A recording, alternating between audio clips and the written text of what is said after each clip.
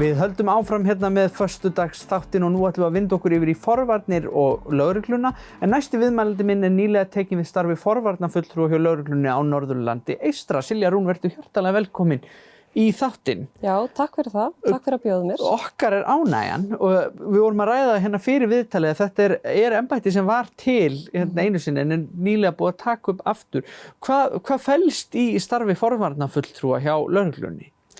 Herri, já, það er rétt. Þetta starf var hérna áður fyrr og það var svolítið mikið lagt í starf forvarnafulltrúa hér áður og það var síðan lagt niður bara í hruninu og svo núna, og það er náttúrulega komið svolítið síðan að það var, að þá hefur bara verið aukin eftirspurn að það sé einhver lögreglumaður sem sinni þessu forvarnar hlutverki, eða forvarnafulltrúa hlutverki.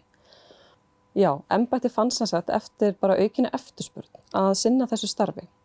Og við erum bara svolítið að koma til móts við það. Já, einmitt. Og hvernig var það, heldum við bara að við værum komin á það góðan stað þarna fyrir hrun að við þyrftum ekkert á forvörnum að halda lengur? Nei, ég held að það hefur nú kannski ekki verið hugsunin. Heldur ég þetta bara niðurskurður sem kemur svona á embættinu. Já. Og hérna núna er bara verið að endurvekja þessa starfsemi aftur. Já. Og við teljum bara að við höfum fullt erindi þar inn. Einmitt og náttúrulega í mörg horn að líta því það eru ansi margir málaflokkar og málefnir sem falla undir þetta forvarnarstarf, ekki satt? Jú, algjörlega. Og í rauninni getur listin verið ótæmandi. Þannig að það þarf svolítið að greina fyrst hvar er stóri vandinn og hvar er þörf á fræðslu og aukinni fræðslu. Já. Og það er svolítið sem ég hef verið að gera og við bara hjá embættinu, að það er að horfa og tala við fólk sem er að vinna nú þegar í þessu málaflokki. Tala við þá sem að starfa í forvarnamálum af því það er heilmikið vinna í gangi. Þó að lögreglan hafi kannski ekki komið beint að þessu, að það er svona okkar núna von að við getum myndað bara gott tengslanet og þannig unni með fólki sem að nú þegar er að vinna mjög gott starf. Já, einmitt, að vera svona, binda þetta svolítið saman og tengja lögregluna inn í þetta.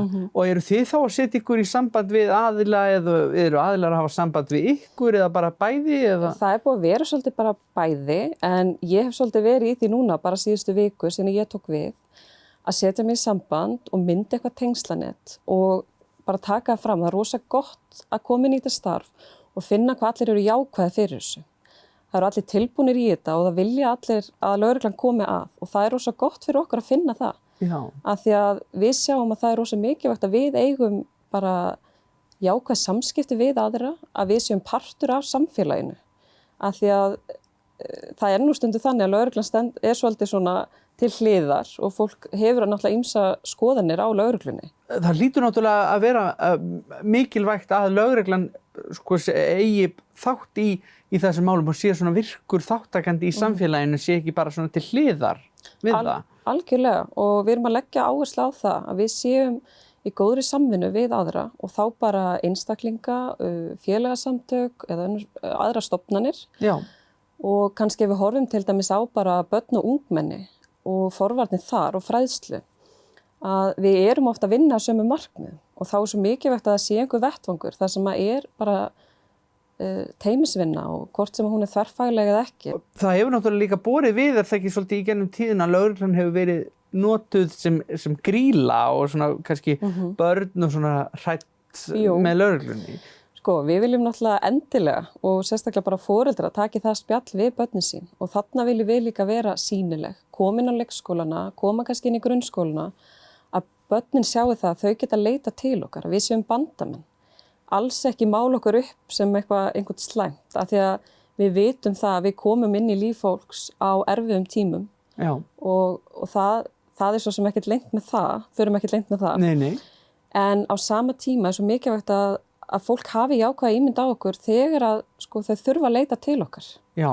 Og þá sérstaklega börn og ungmenni af því að þarna þau eru mjög móttækileg og þú veist, okkur þykir mjög gaman að fara og hitta þau, spjalla, heyra hvað þau hafa að segja. Þau eru oft áhugasöm þetta starf, finnst þetta spennandi og að sjálfsögðu gefur kannski augaleið að þetta er rosalega stórt embætti. Við erum hérna, það er Tröllaskagi, Akureyri, við erum alla leið fram á Þórshöfn, Mývatnssveit, þetta er og ég er ekki eins og búin að nefna allt. Nei. Þannig að það eru margir skólar, margir leikskólar, nokkri framhaldsskólar. Þannig að þetta er gífurlegur fjöldi barna og ungmenna sem eru þarna.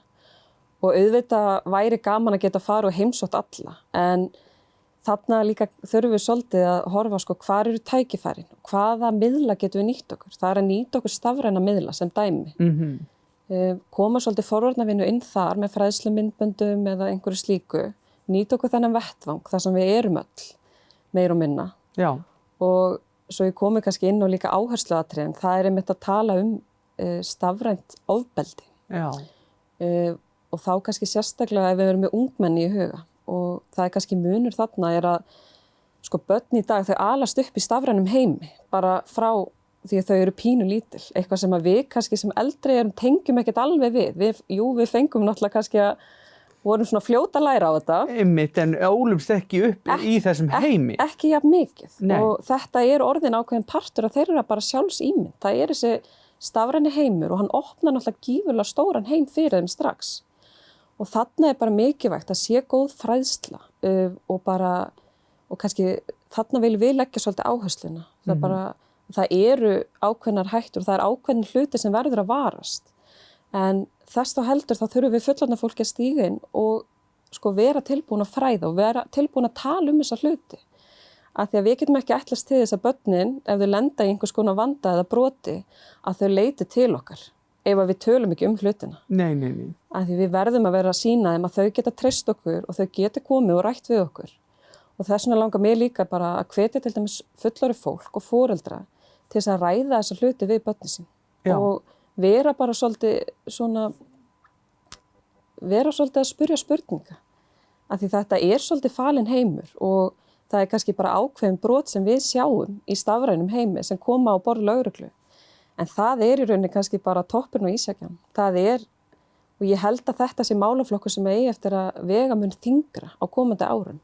Já, ég er alveg viss um það líka og gott örugglega fyrir foreldra líka að mennta sig í þessu því að þau í mörgum tilfellum gera foreldrar sig kannski ekki alveg fyllilega grein fyrir því í hvað heimi nákvæmlega börnin þeirra hrærast heldur. Akkurat og þarna er svona ákveðið bil kannski sem er búið að myndast en þetta er bara svona við þurfum bara að sýna þessu áhuga sem fullorðin vera tilbúin að spyrja spurninga og svo er náttúrulega líka mikilvægt það er hvert getum við leitað þegar að eitthvað brot hefur átt sér stað.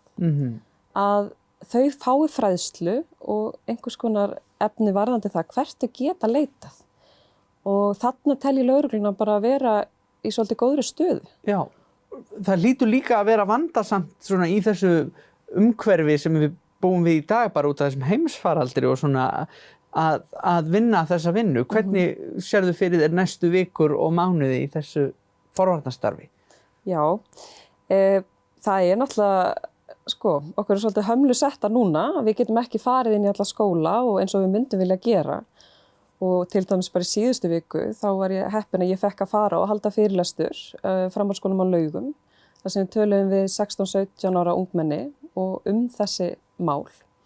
Rosa gaman að koma, spjalla við þau og fá að heyra frá þeim líka. En ég sé fram á það verður kannski ekki raunin næstu vikurnar í ljósi bara COVID. Nei, mitt. En þess þá heldur er að leggjast í svolítið bara vinnu að gera gott fræðsluefni, útbúa það og þarna kannski sjáum við líka tækifæri til að nýta okkur stafræna miðla. Já. Af því að við getum náð þar í gegn og kannski víða dreifingu líka. Þannig ég hugsa að fókusin verður svolítið þar hjá okkur núna. Svona fyrst til að byrja með. Til að byrja með. Já. Já.